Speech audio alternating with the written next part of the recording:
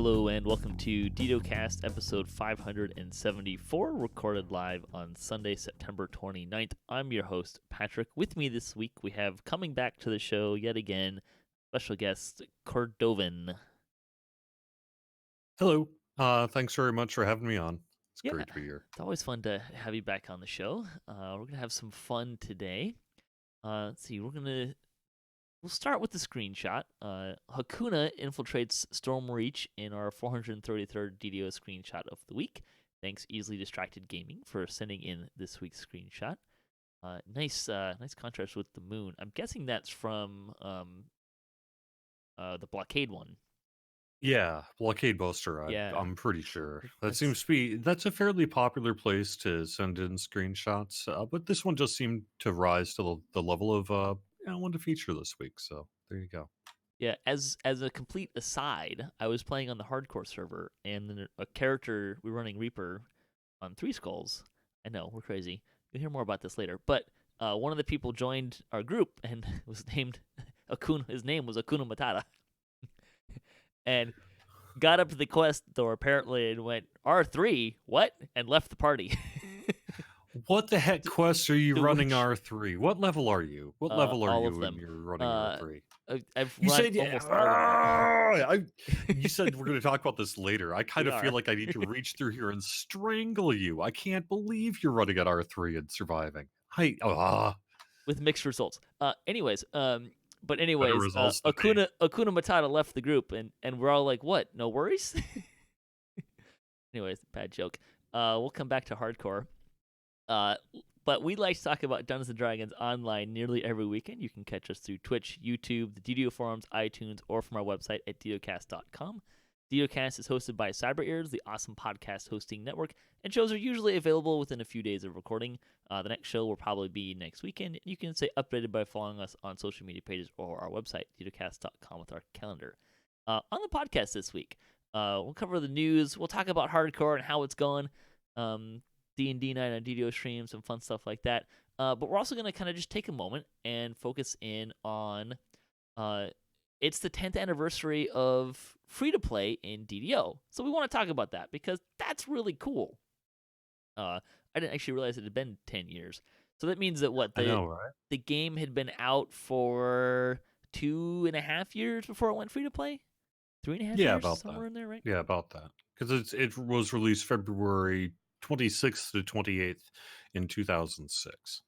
And it went free to play in September of 2008. No, so you're right. It would basically be 3 years and 9 months that the game had been out. Yeah, so there you go. That's pretty cool. And we'll talk about that and kind of what all that entails. Let's start by talking about game news, which there wasn't a ton of game news. There were some conversations going on with the devs if you're watching the dev tracker, but nothing really highlight worthy. There was a maintenance period, I think, and the leaderboard on hardcore was updated to remove dead characters. And then it says let us know. This is from you. Let you know if you continue to see dead people on the list. I'm still on the list and I'm dead. Oh no, really? Yes. Oh, that's a bummer.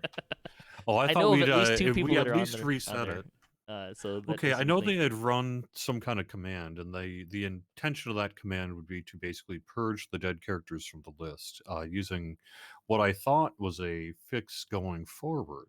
But perhaps it needs to be rerun again then if you're dead and on the list. So that's a bummer, but I'll have to follow up on that. Yep. The other thing worth noting about hardcore is that this is also from you. Your astral shard balance does not transfer with you during a character transfer. We knew that. That's a known quantity. However, the next part of this sentence is important and new information, as far as I'm aware. Your shard balance on the hardcore server will not be preserved beyond the end date of the hardcore league event. So spend them. Yeah, correct. Yeah, that really is a matter of confluence of existing policy coming together in a way that was worth a notice, because your astral shard balance is per server, and the hardcore league is its own server, And as we've stated, pretty much I think absolutely consistently through the start of this is an event, and when it comes down, it's done. Um, what that means, though, if we do like basically a database swipe and everything, which we will be doing,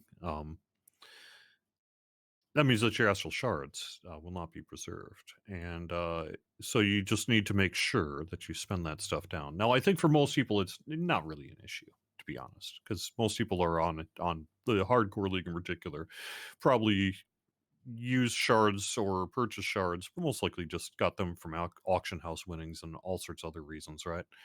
Um, and are spending as they go.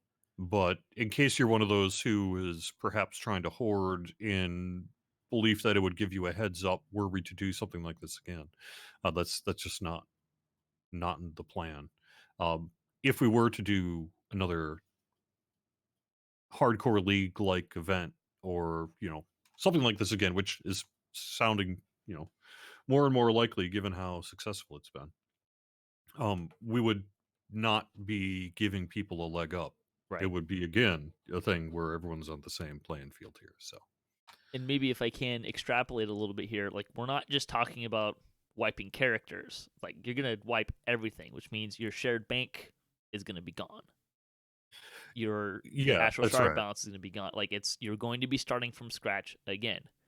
Um, although Now, on a let me possible, do the caveat. Yeah, sure, we're going to have a period of time where you'll have access to the shared bank. You'll have access to your characters, and you'll be able to really pull anything of note off the hardcore league server before this happens. But at some point, it's going to happen.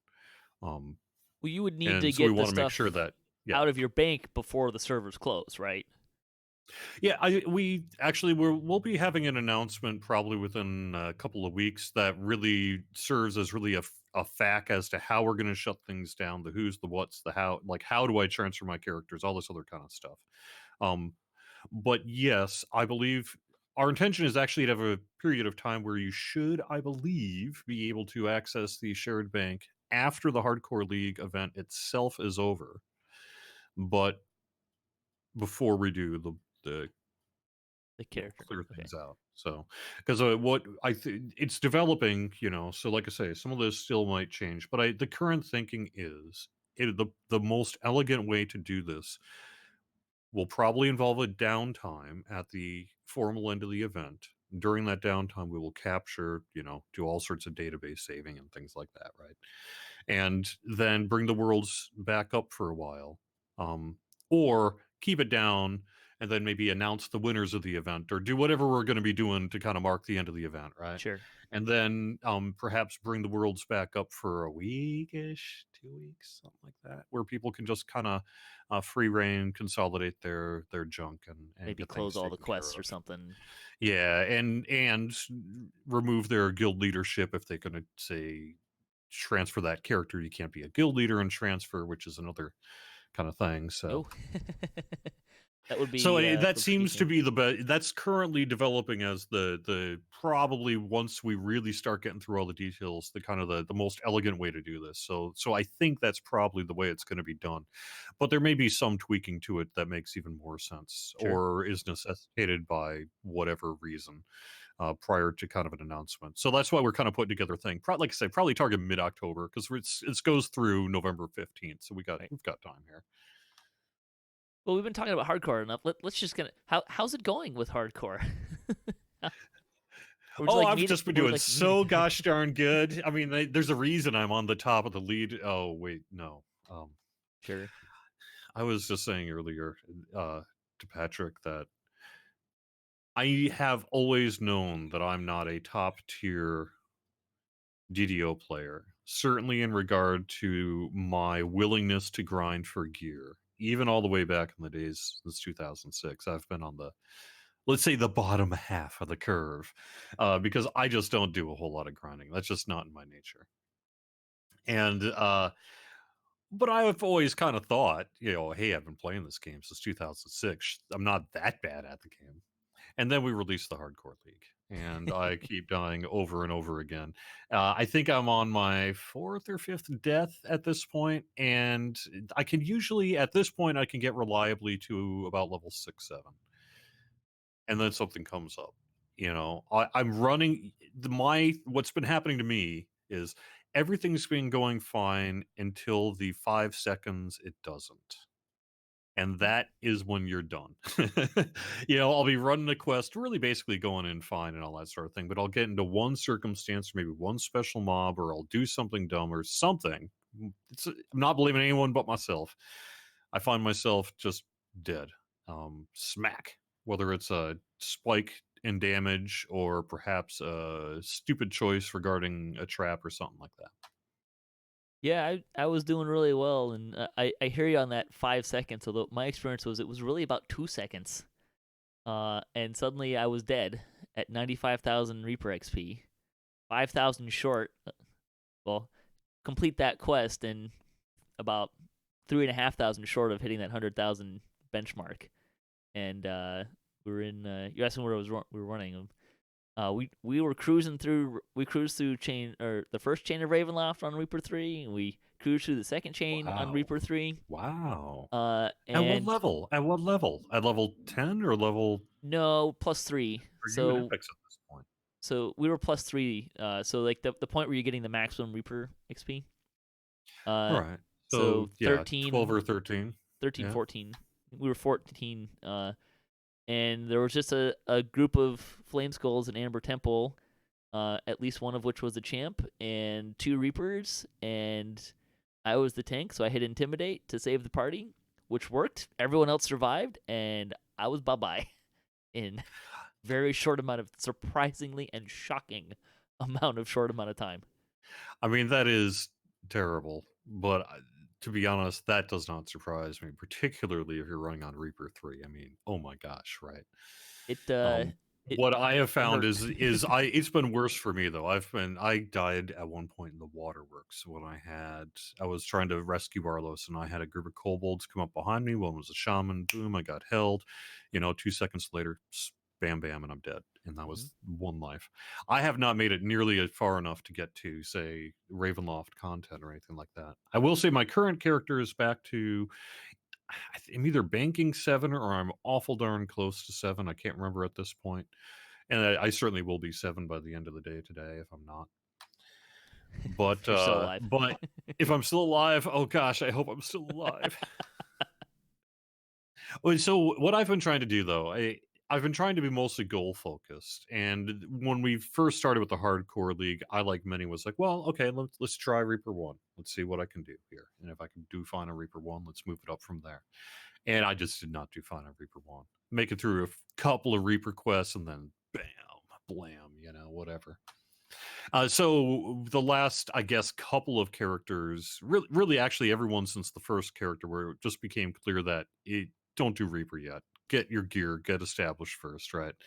And so then we started going in on Elite, basically. Me and a couple of people who have been largely running the hardcore league together, and we've just been dying.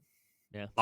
They haven't been dying. I've been dying. A couple of them have died though. I'm not the only one who's died, but I'm certainly been dying the most. And so this time around, I am going wimpy. You know what? You don't need to run quests on Elite in order to hit 1750 favor in character level 20. Nope. And I have been hoping to do a quick Google search and get an answer, which has not yet wielded the proper result, which is I don't know exactly where you are when you hit 1750 favor, but it can't be far past what, level 10? Well, it depends on what you're doing. Um, I mean, if to put it in perspective, Everything hard. Just say everything hard, right? You're going you to get be hitting it there by at least probably a little later than that. maybe 15 at the Yeah, most, something like that. right? 5,000 favor was everything in heroic less about 20 quests for me. Sorry, that actually 5,100 favor is about. I think it was. I counted how many I hadn't done, including the new Sharn quest, and it was in the low 20s.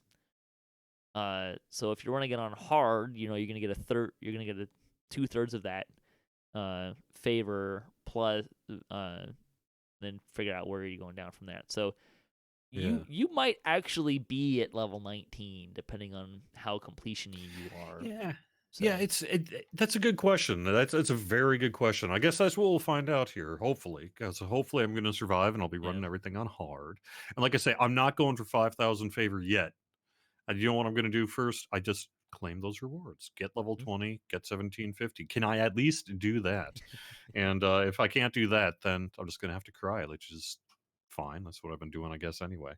Although, no, I've been having a lot of fun on the hardcore league, Yeah. actually. It Yeah. has been a lot of fun, but it really has shown me that, I mean, I do play a lot of DDO. No one can accuse me of not playing a bunch of DDO. I guess I just suck at it because I don't know how you guys are so good at it, but you're all hitting these Reaper level marks, and I'm just going, wow, what the? Yeah, well, no one, as far as I know, no one's hit 400,000 Reaper XP yet, though. So, I Sure. don't know, and I know at least one guy died around 340, 350. But the other top of the leaderboard hasn't seemed to move for a while. But it has been a lot of fun. I think the the secret to my success, if there is one, is leveraging other people. Uh, and I don't mean to say that as though I'm like stepping on their dead bodies or anything, but part of the reason why we were able to do Reaper 3 is we had a core group of 3 people, a trapper, a healer, and a tank. And then we filled in with hirelings and other stuff off of that. And it just really enabled us to really leverage a lot of stuff. That wasn't to say there wasn't things that were a little hairy. Cobalt Assault on Reaper 3 got really exciting. It was a lot Oh of my fun, gosh. but it was really exciting and intense. I just don't even know how, because you're starting out largely this. Now, is this after building up a certain level of gear? Do you progress in levels after you hit certain kind Not of gear that really. you're looking for? So No, it's I'm not simple a gear Twitch farmer for the skills. most part. I am trying to farm some gear, and I lost some gear when I died. Although the one that I'm most disappointed about losing was not a named item. It was the helm I found that was insightful fortification, which put me over 100 fortification and had a accuracy 8 on it, which was really nice Oh, I combination. know. I've lost That some was gear that I've so just been painful. like, the character. It sucks. The character died. It really sucks. I lost that piece of gear. But so is it? Do you think it's largely simple Twitch skills then? Um, some. I think it's a combination. I think there's the hardcore is going to put emphasis on several things. One is your build, uh, because and when I say that I mean like your base build. Uh, you don't have a lot of you're not gonna have past lives and stuff, so everyone's kind of starting from the same starting point. But there's um some builds are just gonna have some advantages and weaknesses, and then it all comes down to minimizing mistakes and minimizing random chance. And that's really all it is. Now, more hit points is the easiest way to do that. More people minimizes your mistakes because you have people to cover for you. Um, and if you can get a really good core party, I've found that it really amplifies and makes things a lot easier. The last That's totally 500 or true. so favor I got was mostly a group of 4 people that we had been kind of running on and off until we kind of got to that point. Like, okay, we're 19. We're trying to hit 5,000 favor and make sure we all hit 5,000 favor. Boy, howdy, does the air start getting thin up there. I mean, True. in the True. Demon's Den was not exactly high on my list of things I wanted to run. Oh, you did not. We You did did on Elite, not. You yes. did. And we almost had there were, at that Oh point there my was one gosh. person out of the 4 of us that hadn't hit 5,000 favor, and we forgot about it. I forgot about a trap, and they almost died in that trap. And boy, howdy, were the other 3 of us hitting every button on the keyboard trying to heal them. It was hilarious. It was scary Wow. once we survived it, but in the moment it was really scary. And then afterwards, you're looking at it back and like, that was a really impressive job at not healing that person. Because I clicked on like everything on the screen other than that person to heal them, and I pushed like every button on my keyboard other than the one that would throw a heal. I mean, there are Moment certain of panic. quests. I've got maybe 10 quests on the obviously I'm not going to run that one Terminal delirium. list. And yeah, Terminal Delirium, exactly. Stealthy Repo, Did frankly. that. Uh, Did you, Yeah, in the Demon's Den? Absolutely. wasn't Probably high on any my of the list. delirium, to be frank. I'm Uh, probably going to avoid all the delirium, to be we were kind honest. of getting down to, well, we did the first delirium. We were kind of getting down to, do we want to run a cute delirium or in the demon's den? Ooh, like those are the choices that hurt when you're trying to decide stuff like that. So Okay. you know, Well, yeah, okay. If that was but my choice between yeah, acute right. delirium or in the Demon's Den, I think I might agree with you then. Because at least with the in the Demon's Den, through quest knowledge, you can hmm fairly successfully kite around the Marilith and do Well, and whatever that's you why need we to do. didn't want So to do like the new Sharn quest because none of us had run them. Like, and a new invasion. I know people who tried to run a new invasion on Elite. And the person I asked said that one person DC'd at -4, the other person sharned out, and he crapped himself looking at the hole and left. uh, if I was in that group, I would have absolutely unquestionably died in Cobalt Assault, so it would have been a Yeah. non-issue for me anyway. I don't know. I don't know. To be honest, and like I said, I don't think I'm terrible at the game. I just it just takes one mistake or Mm-hmm. one spike damage or one encounter that I'm just not good enough for or whatever, and But it's all about I'm done. minimizing those, Back right? to one. Yeah, Minimize the mistakes, minimize the random chance. Good build, good party, good strategy, good you are gear. Those are absolutely all right things that that minimize those. the number one rule I think so far that I have found on the hardcore league is that you need a healer, you need a trapper, and you need someone to let the healer and the trapper do their job. Mm-hmm. A nuker helps too, but yeah, that's what it is. I think that's, you boil it down. That's kind of the where it is. So Yep. So, basically what I'm saying is I know back in I'm almost presidential like in my ability to harken back to an incident years and years ago. Uh, but when I created that favored soul rogue build, that character would have been perfect, man. That's what you need. Someone who can do both traps and major healing. That well, character would suck. here's But here's a dirty secret about doing traps. Eventually, you're going to have to run through a trap to disable it. true. And even if you have evasion and improved evasion, or evasion and a really high reflex save, I'm just going to point out that you will roll a 1 because Yeah, absolutely. statistically there are more than 20 traps you're going to have to run through. Yeah, And you're absolutely right that on one that. could kill Yeah. you, so it's tricky. I've really been mostly playing two builds myself, and that has been a war domain cleric for decent fighting ability and survivability. Although, like I said, I'm yet to get past level 7, so take this advice for what you will. And then the other thing I've been doing is some variation of basically straight up rogue, whether it's a rogue mechanic or a rogue with a splash of inquisitor. I've done both of those so far.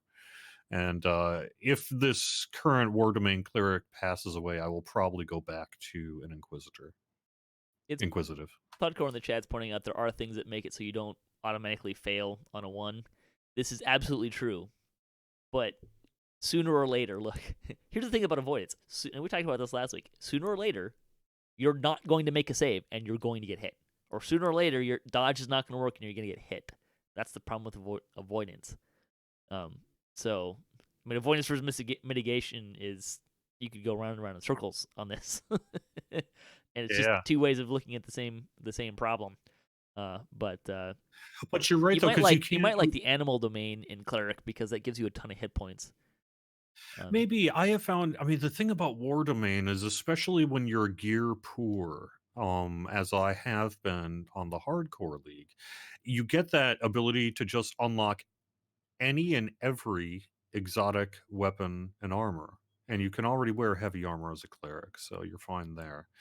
So you get Tower Shield proficiency, you get Kopesh proficiency, you get Dwarven Axe proficiency, Bastard Sword proficiency. And so it has helped me get a little bit ahead on the gear because I'm a little less Sure. concerned about weapon type and more concerned about property. And there are some other kind of nice things with War Domain where it meshes fairly well with Turn Undead. And Turn Undead has been great, of course, Mm. at low levels in Yeah. DDO. So that's tended to be what I've been focusing on. But like I said, it's been a split between that and a pure rogue essentially. And in some ways, I think I've been more successful on the rogue.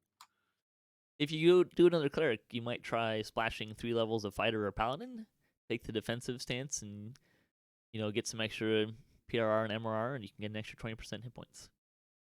That's true. So, Paladin doesn't get war domain. So there you go. That's why. Plus, I love my clerics. no, I mean but just what can I you say? splash the 3 levels in with your war cleric. Sure. Anyways, that was a fun Well, little that means I have to tangent get there. at least 3 levels, though. Yeah. So True. if I don't get 3 levels, that's kind of hard to do, right? Yeah. If you're out there and you're listening and you're wondering, what build can I do that will give me the best? Like, I'm just not getting anywhere. The one that I've really been enjoying is a barbarian, the 4 levels of barbarian and the rest druid as a bear. Now I have proven that it is not immune and it can be killed through damage, which was in very short amount of time, which was shockingly surprising. If you're not careful, but if you're not running 3 Skulls Reaper, you'll probably mostly be a lot more fine than I have been. But you can get a lot of hit points that way. Just bring some friends to kill stuff for you. So. Just one last tip, if I can, on that war domain cleric that I found. If you do want to go down this path, one of the other nice things about going cleric war domain is it allows your enhancement points to be spent a little more freely. And in my case, I've wanted to dip pretty heavily and straight through Radiant Servant to get that AoE healing and such as quickly as I can, along with divine healing and some of the other really useful things that Radiant Servant has had. So that's been mostly part of why I wanted to do that rather than Paladin, is because the Paladin, I think you can achieve the same result, but you're spending quite a few action points to get there. Sure. All right, let's go back to finish the news. Kind of abandoned there. Bonus days, Strength in Numbers weekend. You get 5% per XP party member other than yourself in both party and raid groups through today. That is not on the hardcore server. See the store sales fleek. You can improve your character. 20% off of select stat and skill tomes, tomes of learning, enhancement trees. And the coupon code for the week is a medium experience elixir with the coupon code MEDXP through October 30th. Sorry, October 3rd. We can't stop you from redeeming that on the hardcore server. Nope. Just saying. But in order for it to get you very far, you gotta not die. Still, yeah, that's been one of the things I've most enjoyed about the hardcore league is that it has been, regardless of some advantages and things that you can do, largely an equalizer. I mean, you still got to survive, and that ain't easy. So yeah, there was some conversations early on, like pay to win. Boy, this like you can pay all you want, you still gotta not die. Like buying a +8 tome, Supreme Tome, is not going to make or break your character in terms of dying or not dying. It might minimize 1 or 2 mistakes, but you still got to minimize the other 40 you're gonna have, right? Like, right, that's not the one that's gonna kill you, right? Yeah. So I mean, if you want to go, the right route, great, have fun. I hope you don't die. Thank you for paying the bills for SSG, so I can keep playing DDO. On terms of not putting, well, go ahead. I was just gonna say, are you saying we're wrapping up the news? There's kind of the big 10th anniversary code we should mention. That's next. I was transitioning there on the topic of not paying or getting stuff for free, right? There is a coupon code Path to 10, 10 being the numbers. So PATHTO 10. This is for 1 per account, and what this will do for you is it will give your account the adventure pack Path for Inspiration, which is the first Inspired Quarter quest line, which was the first quest that came out after first adventure pack came out after free to play. Yep. And you can use that if you're a VIP. I actually think it may have come with free to play. Actually, I think it was right away with the September patch. It might have been true. So long ago, I don't really remember. Because I think that was the one. Because these are higher level quests. At that point, the level cap would have been 20, and right, I think. And yeah, because Tower of Despair was already out when that that change happened. So Indeed. remember that Oh much. yeah, of course. So yeah, level 20. And this would have been the first new adventure pack there. So yeah, path to 10.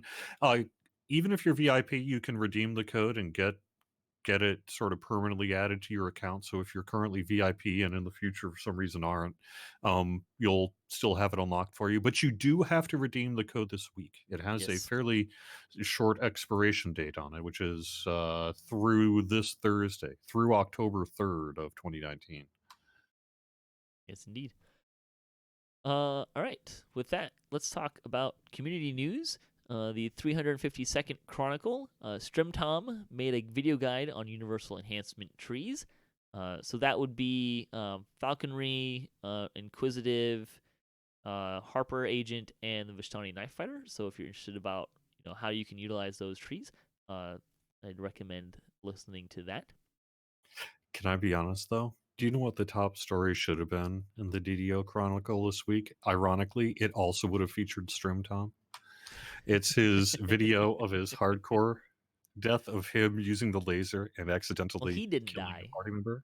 No, he accidentally killed a friend, which is Yeah. even worse. Yes. And the look on his poor face on that Twitch stream clip of Yep.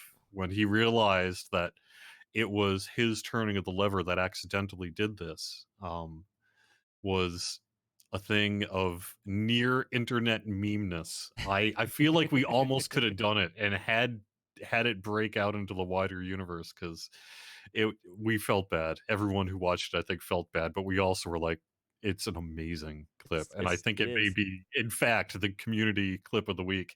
Uh, I will also say this though. The DDO dev team did see that video and has had a discussion, and I think that we are going to be doing some work on that laser tech itself to make it more clear so that kind of thing would not happen again. Yeah, it was unfortunate. Although I would actually in StrimTom's defense say that you got to take a little responsibility about where you're placing your character when there's an instant death ray moving around. That's true. You do know that where that thing's headed, and you did choose to stand there. That's a very mean thing to do, however. I'm sure I could have been that guy. Having said that, yes, his face was very good. I actually thought the video got stuck there, reloading or something, buffering, based on his reaction there. But yeah, it's a good one. The comment: which two monsters in DDO would you like to see in a death match against one another, and why? Wait a second, what was that again? Which two monsters in DDO would you like to see in a death match against one another, and why?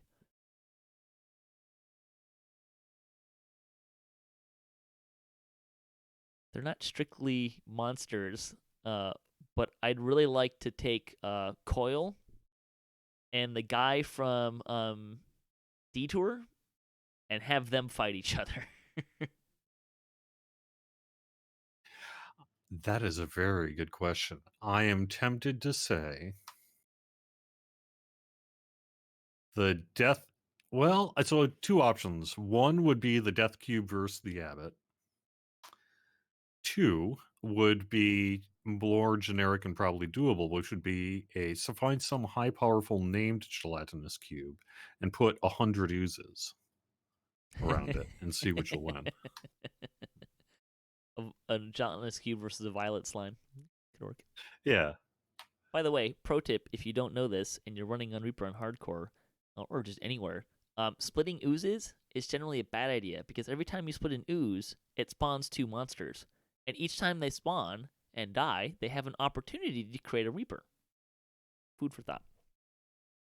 Guild Hall for the week. The Orion Guild, Iron Phoenix Legion is recruiting from the ashes. Didn't we just do this? I feel like I'm not sure. To be honest, I've been very, very busy in recent weeks, both working on video and other things. I feel like I've read this guild before. I have not been keeping up on the Chronicle. Yeah, they're currently level 48 with a Storm Glory Typhoon, fully stocked with amenities and cargo buffs, and a solid active group of medium size. They're looking to expand and welcome anyone of any level in life to come and join them. Let's see, fan site news. DDO players and DDOcast and the Damsels all got shoutouts for their episodes of their podcasts. Also had Mickey Solarium had a blog post. Fridays on Ice, Brock and Friends, Doug Glendower, New Macabre, Streaming with Even, DDOPL, and DDO Wiki Talk, and Freedio all had new episodes this week. New Macabre was running on the hardcore server. If you kind of want to watch some more hardcore stuff. Also, we got a shout out for Heroes of Battle Rise for D&D Night on DDO Stream. That's with Mr. Beaker, Evil Beaker DMing that one. And we got to welcome Cordovan here back into the party after a short stint of captivity. Yeah, that was fun. I was able to be a part of that tabletop group. Going back to the comment, Titan Jr. is saying Eritricos versus the Judge. That's a good one. Well, I like that. I would up that from the Judge to Sulamati's, but it's a good concept. Anyways, let's see. D&D Night on DDO Stream. Hey, let's talk about that for a few minutes. This is every Sunday, 7 p.m. to 10 p.m. Eastern Time. Sometimes we go a little bit over, a little under. It's kind of a flexible end time because we're playing D&D on Fantasy Grounds, which is a virtual tabletop, which is also sponsored the event. Yeah, it's been a lot of fun. We've been doing it for just over a year officially now, right? Or almost. Think so, I think yeah. we kicked it off about a year ago. Really hard. Yeah, that sounds right. Although it was going a little bit longer than that. We try to have something every Sunday. Life happens, and we've had a few misses over the last couple months. Tonight, not much though. Not much though. No, we've been pretty good about it. Part of that though is we had a couple in the bank that we could throw in there, which will be part of what I'm kicking off tonight. We have a new group coming in, new adventure starting tonight. Not going to spoil what it is because it's going to be, I think, a lot of fun and a fun, neat little surprise. I might be telling people what it is on Twitter. About now, actually. Yeah, well. Is that okay? Well, except I don't know what it actually is, but the core concept has been going out because I want people to tune in and watch. Yes. And so I needed That's to make sure fair. I was real explicit. It will be very exciting. It will be a lot of fun. And Jerry will be there tonight, as well as some other folks that you may or may not recognize. But it will be an anthology series, by which it means it will be a continuing series, but the players will change throughout. It will also be kind of it's meant to be a filler and mostly pre-recorded series, because it's somewhat load heavy on me in terms of prepping and making it happen. And you'll see why tonight when you watch it. But it will be a lot of fun and a very special D&D night on DDO stream. And if you don't catch these live, you can catch them later on Twitch, twitch.tv/DDO stream. They're in a collection there that we've been trying to do a really good job of curating that. And then they also go onto DDO's YouTube page, and there's a playlist there that you can find that has all of them there. And we try to make it really easy to tell. If you're trying to follow one or two of the different groups, we try to make it really easy to tell which group is which video and kind of make that all really easy for people to tune into which ones that they're interested in or want to follow, or you can follow them all. Yeah. It seems to be working pretty good. I have not had any real complaints about it, but if you do have feedback about it, something that would work better for you, maybe we could consider that, right? Yeah. And I am also hopefully with the one that I'm working on right now, we'll pull in some more of the devs into it, which for reasons which will become very obvious as to why that would be really fun. In some of that into that. So that she has a lot of fun, and it's been a lot of fun for me too, both as a DM and as a player, and a lot of great content there. And Sunday nights, 7 p.m. to approximately 10 p.m. Eastern, twitch.tv/DDO stream. Yep, and the show afterwards, DDO Streaming with Even, which I'm often a part of as a player. She's in my guild and such. And that's 10:30 now instead of 11 to make it so that it can basically accommodate stream one into the other, since we're often doing both. Yeah, right. I just got to remember to... I've had an hour of flex time. You just know how combat can go, right? Yeah, right. I mean, the last Heroes of Battle Rise was all one combat, so I have been working really hard in recent years, both in actual real life tabletop with friends and coworkers and on DDO stream to be very careful about planning the timeout. And I found you can be pretty successful at that in fifth edition, but it's not easy.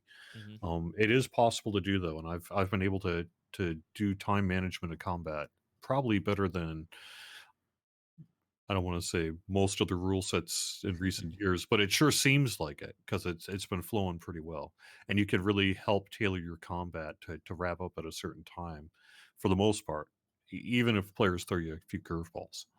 Yeah, it's fourth edition was a mess for time management just because combat took so much longer because everybody had a list of fancy special abilities that they could do, which kind of just amplified all of that problem. But let's see.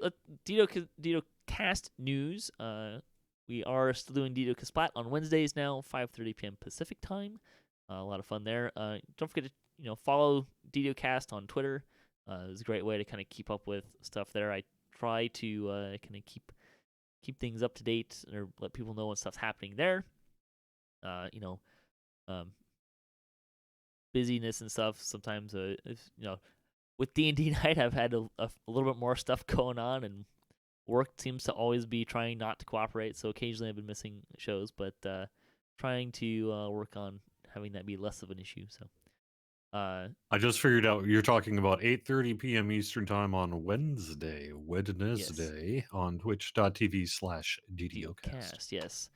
Although DDO Splat did start on DDO stream, but we had to move nights and it was already occupied, and since then we've been on Yep. DDOcast. So, but that's a lot of fun. We get ourselves into a lot of trouble. We're running the new Sharn quest right now.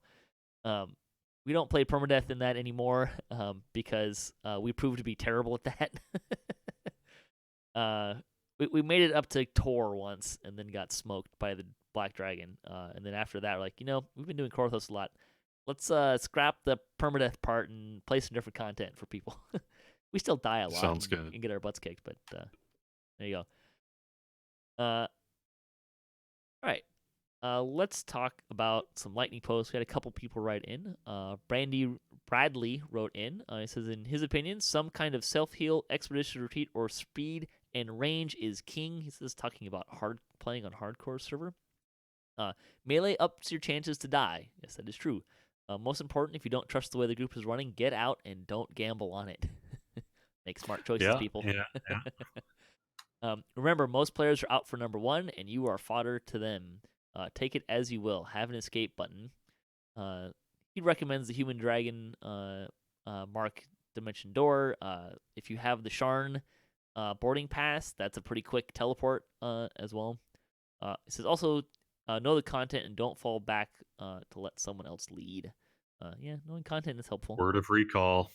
Word of recall in my cleric build. That teleport. Although I haven't gotten high enough level to get there yet. But although if you get held, you're in trouble. I would just say though, I believe a little bit more in the faith of people, and I don't think it's so much that they're just looking out for number one. It's that you do ultimately need to keep yourself alive first. It is the hardcore league is not about, well, you didn't heal me enough. It's no, you got to keep yourself alive. And if you get into one of those, let's just say 5-second rule situations where all of a sudden things go south real quick, that other person may not be in a position to heal you. And that's part of the problem, right? So they have to focus on themselves. So I don't think it's so much like just sort of looking out for number one as trying to just not being able to necessarily look out for everyone else. I have occasionally though found some people that I kind of keep running into. As you get higher levels, right? Like the population gets thinner and thinner, so you kind of run into the same people a little bit more often. There's definitely been a few players that's like turn to my friends like, keep this one alive. Bet you he'll do the swim for Crucible for us. I like it. I haven't had that opportunity yet, but I bet you're right. It's funny. Most people. Maybe you're right though. Maybe it is very different on the high end there, right? Well, we're not like throwing them under the bus intentionally. We're just kind of joking around. But, I'll tell you though, as scary as that Crucible swim is, that swim really has nothing on the swim in another man's treasure, which is at a way lower level. Yeah, and if you've got someone, I assume, especially if you're doing this in the hardcore league, you're going to have someone manning that lever and stuff too. Edward also wrote in and says he joined the league just this week, and the first thing he needed to learn was to get rid of the usual dungeon grind habits. And the first death showed me that I'm still not there. Everything you mentioned is true. You'll roll a 1 when you have evasion, so play like you don't have it, and be happy when it saves your life by accident. Good mentality to go to. So, yeah, a lot of fun. I know a lot of people are having a lot of fun. I'm certainly having a lot of fun. It's been a completely fun and new way of playing, and a lot of fun, everything. I'm going to say fun one more time, and we're going to move on to our main topic today. So we're going to talk about the 10th anniversary of free-to-play in DDO. And we're like, well, what does that mean? Well, we're going to talk about what that looked like and kind of how that changed how DDO functions, and really to a lesser extent, kind of the gaming industry, right? Absolutely, the gaming industry. Yeah. Because one of the things. So let's go. Well, let's start here. Let's go back. What do you remember about this time frame right before we went free to play? Because at that time, for one, you were doing what I'm doing and producing DDOcast. Yeah, yeah, that's true. The one piece I didn't have time to do this week is go back and listen to those old shows. But for those who weren't around then, as you had stated earlier, Tower of Despair came out and the level cap was raised to 20. And there was, that was either the final pack before kind of a long downtime, or there was something after that. I can't remember which it Was just was. to clarify, it wasn't a downtime. Just there wasn't new content coming out. Yeah, I'll What the, explain the, that the in a server second. wasn't Yeah. down. True, true. Yeah. No, people were playing, but at that point, that stuff had come out, and then there was a pretty lengthy period where there was no newly published development going on for DDO, and then they announced their transition to free to play. I believe they announced it. What was it? A couple months earlier, something like that, and then Two, I want to officially say. made the switch in September. I'm Yep. going to say June, and then switch in September, but that may be wrong. It was summer. I feel like it was summer. Not that I really remember the time frame, but Yeah, and so they really announced, there was a long downtime where people knew something was up, although we didn't really know what. And due to the legal requirements of the business process and all that sort of thing, the Turbine at the time wasn't really able to say anything until they had really ready to do that press release and all the other kind of stuff. And so then they did announce basically, hey, we're going free to play, and this is what it's going to mean. And then a few months later, did so, and it was hugely successful for DDO, and is really why we're where we are today. A couple other pieces, though, I'd mention on it. I've seen a bunch of reporting. Well, actually, not a ton of reporting, but a little bit of reporting about the transition to free to play that I don't remember as being 100% accurate. I don't think it's safe to say that no one expected DDO to go free to play. It was certainly a surprise, but I think that some people had started to kind of piece it together what a plausible scenario might be of what's happening. And so I don't think it was truly an entire surprise. It also is not true that, say, um, people hadn't really heard of free to play prior to right. DDO in the West, because most of us, I think, were well aware of a pretty thriving free to play MMO scene in Asia, Mm-hmm. which continues to this day. But it really began there several years earlier. And by the time 2009 had rolled around, the concept of Eastern MMOs being marketed to Western audiences as a free to play alternative did exist. What didn't really exist, that I was aware of, and I think most others were aware of, if someone had done it, it hadn't necessarily reached far and wide. No real Western focused MMO had adopted the free to play model.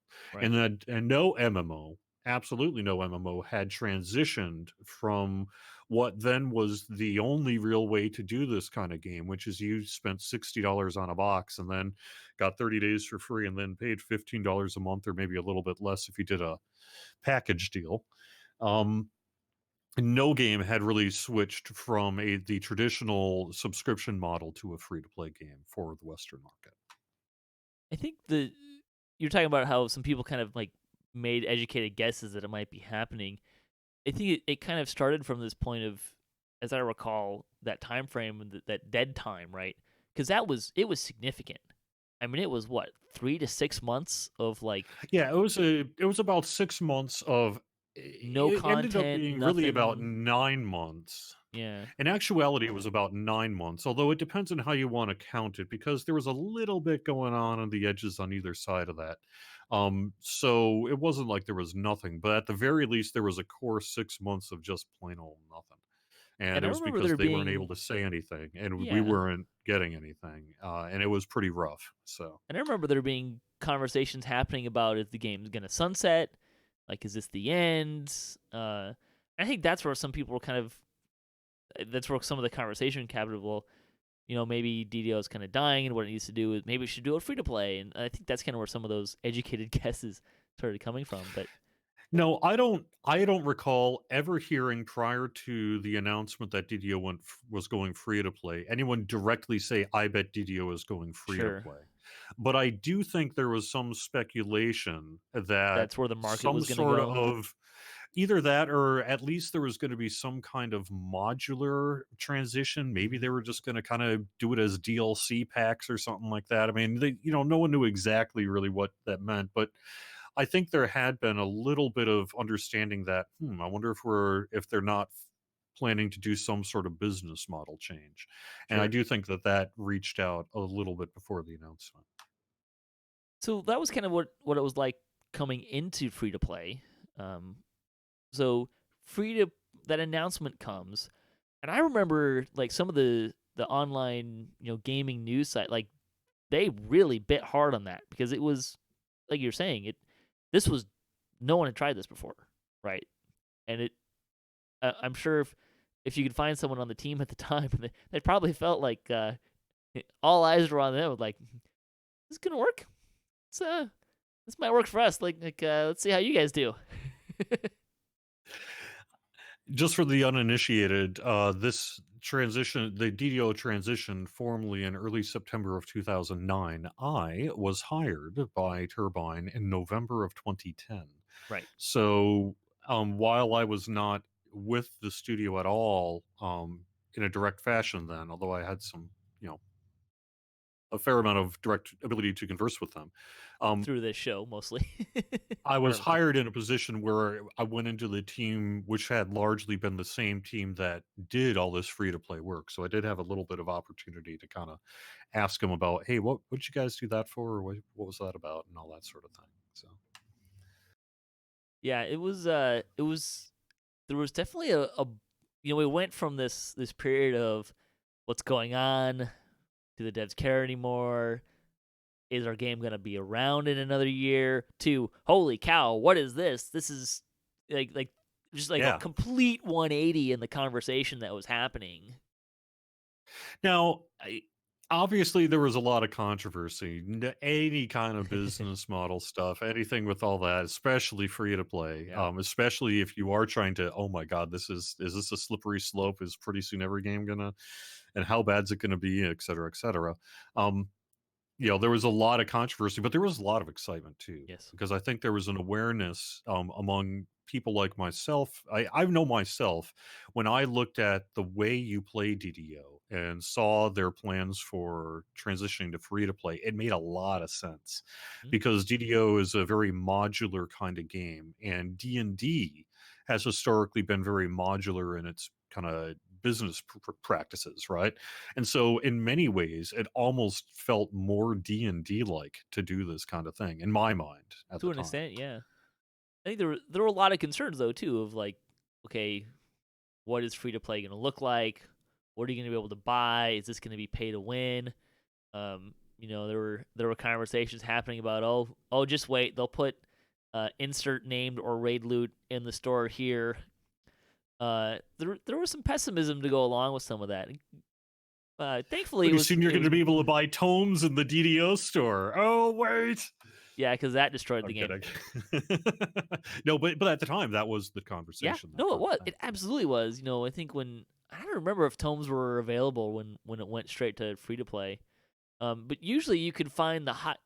They usually don't get to the store until a little while after they've been in the game and in the highest end stuff. But and we kind of alluded to this too in when we were talking about hardcore. Like I have never, other than being able to leverage some stat benchmarks for feats and stuff, which isn't a small deal, but I don't think it's a huge deal either.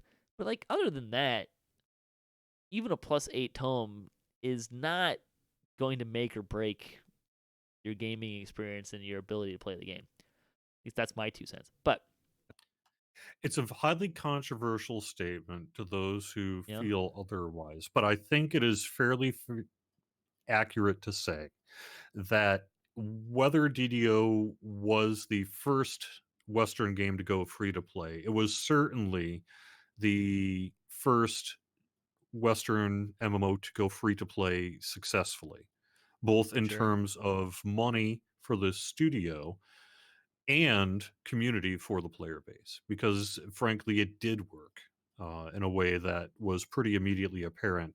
And in part, that was due to the roadblock. There's probably a whole bunch of people who are like, what, why'd you have to do that? It feels very archaic even to say it now, but it used to be literally you would go to your Best Buy or mm, Kmart or whatever and buy a box, and that box would be probably 50-60 bucks, and would include 30 days of free game time. So, and then you would plop down your credit card and sign up, World of Warcraft style, 15 bucks a month. Every 30 days you get billed or whatever.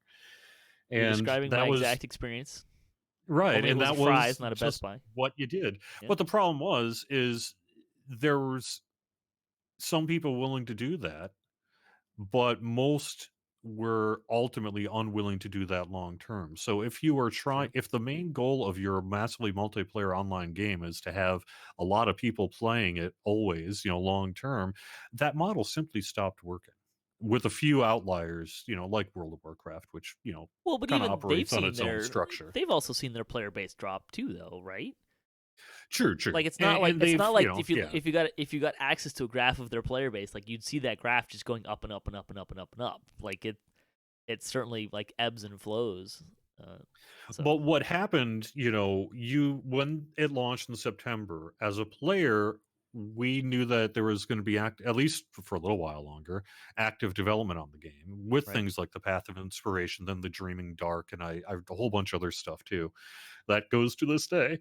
And but we also saw a massive influx of players, and Hmm. that is, I think, ultimately what sent the shot across the bow of the MMO industry, because when they opened the floodgates and were like, if we let you download and play it for free, people will download and play it. And Shocking.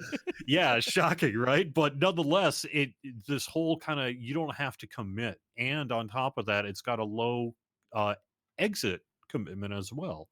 You can kind of come back and forth and play on your own time and how you want to play, et cetera, in a way that just really just blew the doors off a whole bunch of different things. But the number of people, I can't remember. Turbine, you maybe have the press release in front of you and I do not, but Turbine did some kind of press release, I recall, in latter part of 2009, talking just about how many people had signed up and played. It was something like when they announced like 1 million signups or something like that, and it was a very short period of time.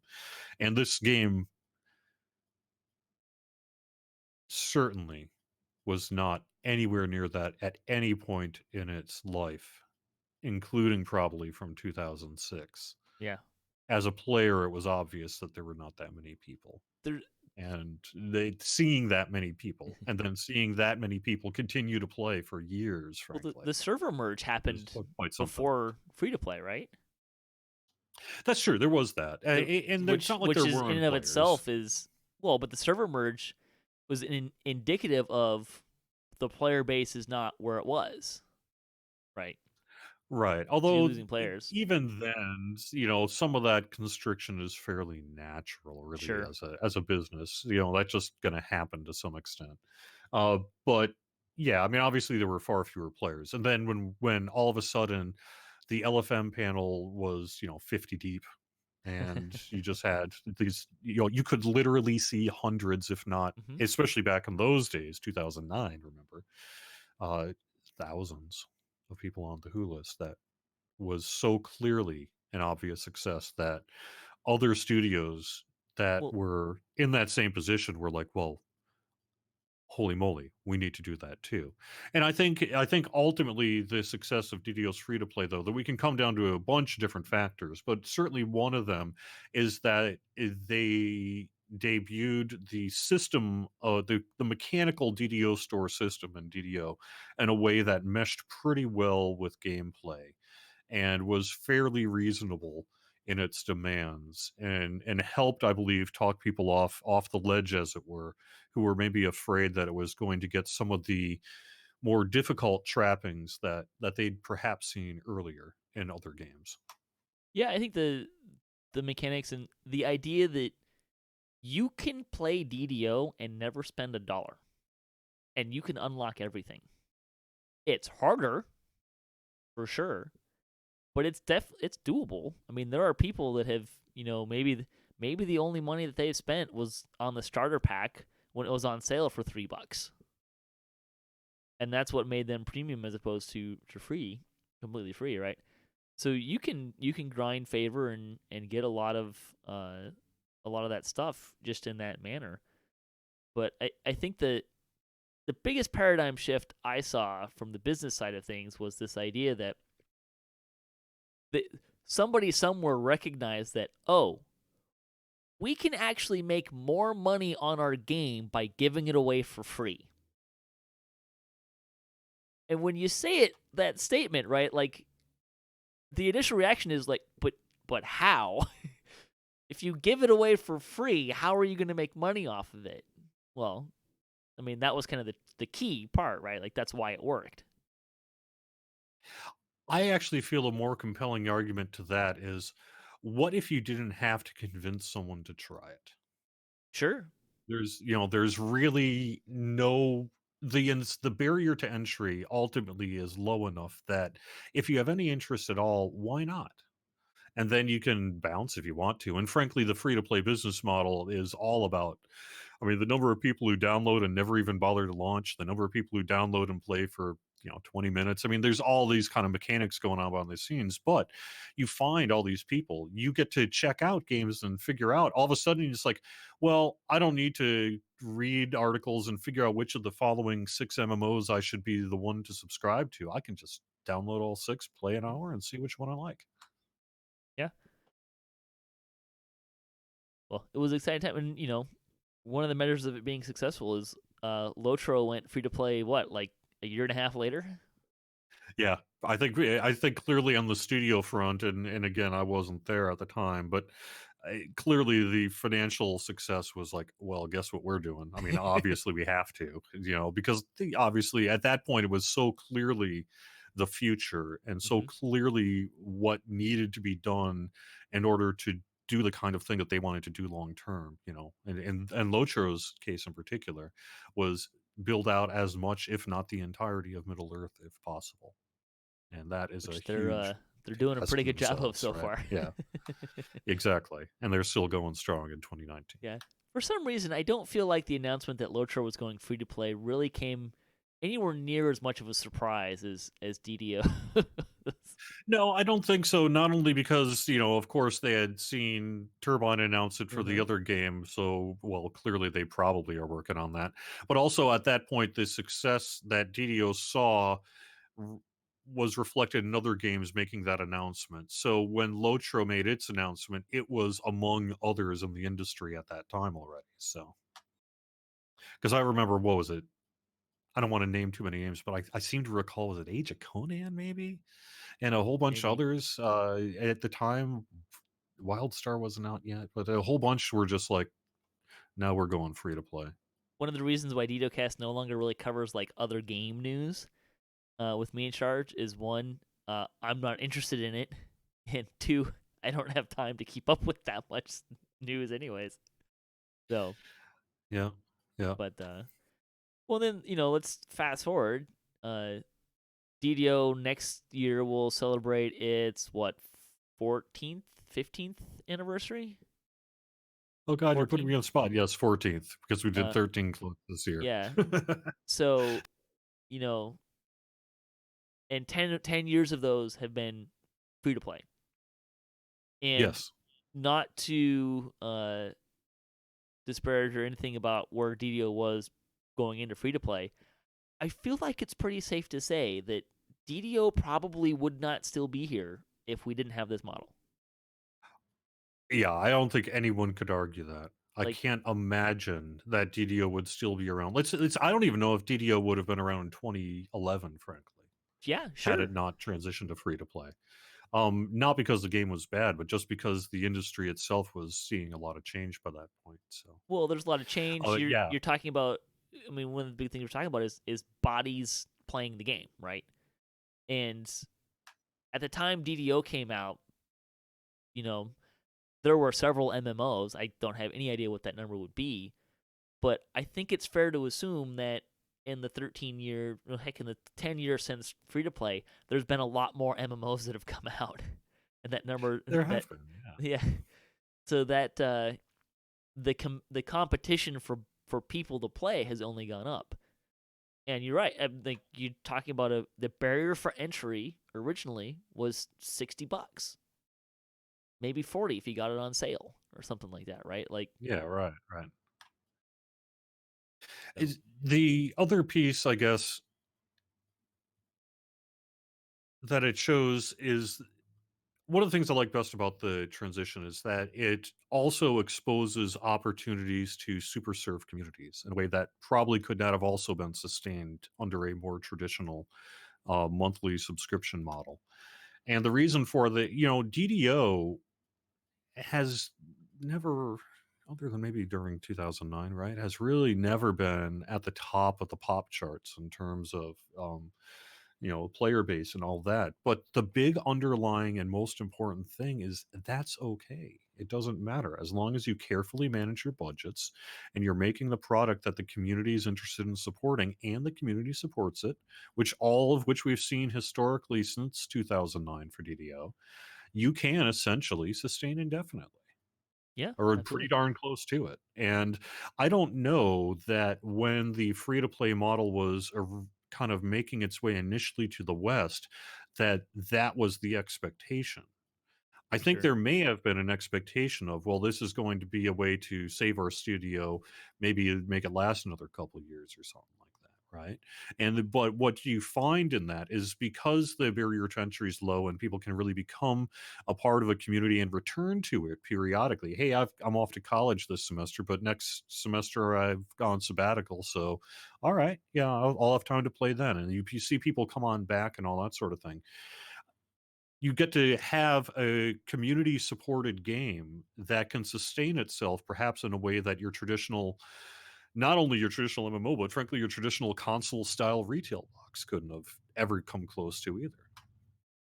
Yeah, and I think it's interesting too if you look at kind of DDO's history because there's another transition that I think was kind of major in terms of was you guys transitioning to standing stone games, which is kind of a whole nother. We won't get too much into it, but I mean, you're talking about a studio that basically kind of came out and said, "Hey, we're going to keep doing these DDO and Lotro, and start there and keep having them and have a studio." And I think that says a lot about kind of what you're speaking to of like there's a viability and there's a passion from the community.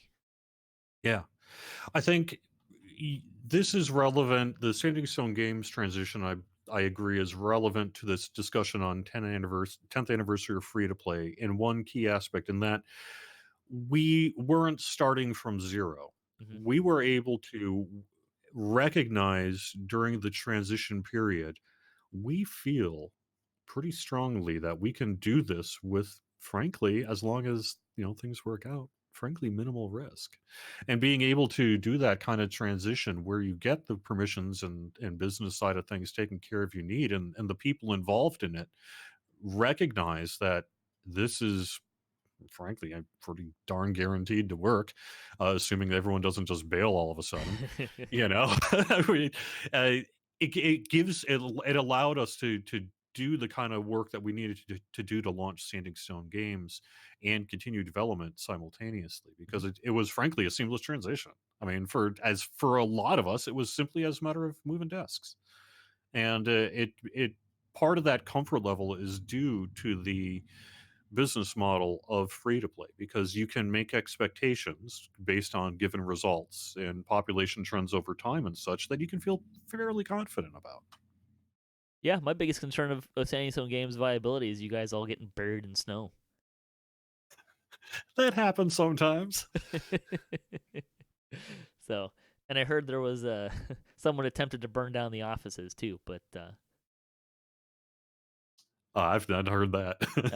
Linnabelle made some sort of comment about a fire on the forums or something. Oh, we did actually have there was, yeah, that's right. Oh, I don't know if I could talk about that. There You may don't have been need to. smoke coming from a room somewhere. Some piece of equipment might have done something, and it might have set off an alarm, and You we might got to go outside for recess for a little while. some of the magic smoke got released. Right. Well, is there anything else you want to say about the 10th anniversary of free to play? Oh, I'm sure we could go on and on and on about it. Well, I'll What give you it would be one worth thing. mentioning. Go ahead. Yeah. No, go ahead. Well, so I'd say one thing: if you're listening to this and you're not playing DDO, you can go to DDO.com and download it and play it for free because it's free to play. Right. There's also an old GDC talk. I believe it's a GDC talk from 2010. I'm sure if you Google it hard enough, you could find it, which had the executive director at the time. I believe it was Fernando Paz doing the Probably. presentation. It was either Fernando or Kate, and they really go into the numbers of some of the free to play. I don't know what those numbers off the top of my head, and I couldn't immediately find this presentation, but they did actually kind of reveal some of the numbers and figures and all that sort of thing too. So for those who really want to delve into kind of the business side from kind of the business of video games perspective, if you can track that one down somewhere, it's pretty interesting and revealing. Yeah. Well, there you go. I think we're all happy that we're still got to play DDO, right? Yeah, And it's been a really I have to imagine that when they made this decision to go free to play, like they were hoping it was going to be successful. I feel like it may have been more successful than they thought it could be. Oh, absolutely. No, unquestionably. So, unquestionably. and we're really happy for that. So, well, thanks for joining me today, Jerry. Anything you wanna shout out here on our way out the door? Thinking. No. Path to 10. Get that free adventure pack. Why the heck not? Don't die on hardcore server. Or die with me. Yeah, those are all options. Have fun, right? It's all right. It's all right if you die. No, it's all right if I die, as long as I take you with me. I think that's the. No, wait a second. That's not right. Right. Well, the offers to join Jerry's LFMs just went down a bit. Thanks to Jerry for joining me today. LFM. And thanks to everyone for listening to the show, especially those listening live. I'm happy to have you with us here today. And thanks to all the contributors for DDOcast and to Standing Stone Games and Wizard of the Coast for making DDO happen and supporting the podcast, and to Cyber Ears for hosting as well. If you'd like to support the show, you can visit our website, DDOcast.com, or you can support us on Patreon. If you have a DDO-themed webpage, you Twitch DDO, and you'd like to be featured on our website, you can email me at DDOcast@gmail.com. Don't forget to hit us up at DDOcast.com for show notes, MP3s, our calendar, previous shows, and other fun stuff. And if you'd like to be a part of the show, if you have a comment on this episode, a question you'd like to hear us answer, a topic you'd like to hear us discuss, or you just want to say hi, you can leave a comment, or you can email us at DDOcast@gmail.com. If any of you are listening and remember back in the day when this transition happened and you want to share some stories about that time or anything else about the game being free to play, please feel free to share those. It'll be kind of fun to maybe get a few of those for the next show. So may all your attack rolls be crits, all your chests level appropriate. Have fun, and don't forget to gather for buffs.